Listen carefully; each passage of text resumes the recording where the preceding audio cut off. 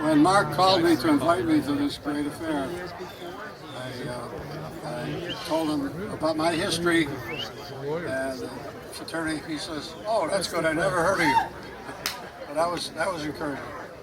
So he asked me to limit my words to 2 minutes, and I wasn't supposed to talk about myself. I wasn't supposed to talk about myself or any of the 67 years that I spent as a member of Tau Delta Phi. Anyway, just a little history. Originally, New Chapter was started in 1920 by a freshman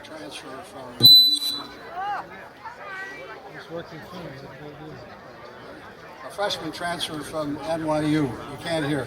You can't hear. About 1920. Still can't hear. 20 years ago.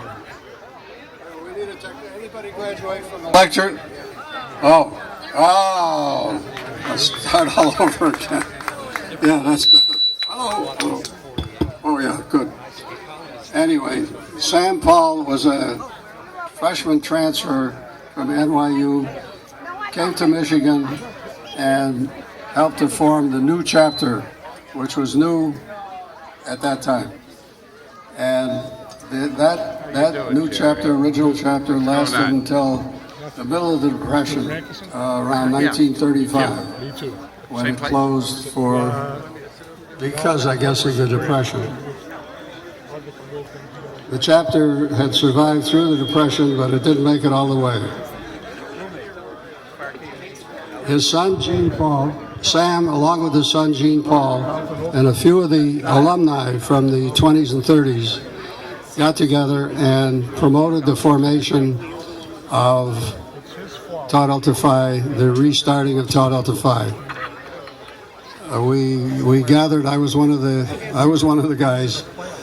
We gathered about 18 ragtags, I used to call ourselves, and we formed the fraternity.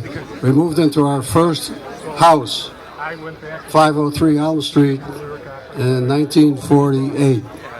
In 1949, we were growing, and we moved into another house at Packard and Division. I graduated in '50, became National Executive Secretary of the fraternity out of New York, and that summer we purchased this house, the former Hoover Mansion. I don't know if you still call it that, but 2015 Washtenaw, the Hoover Mansion. And it thrived, as you know. Most of you here. Some back from my days, some from those days. And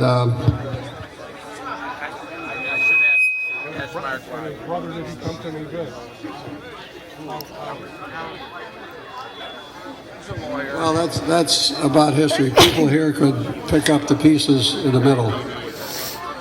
I've always believed that the time and effort that I spent at Tau Delta Phi was well worth it. We learned loyalty, we learned leadership, we learned how to run something, all valuable things for later life.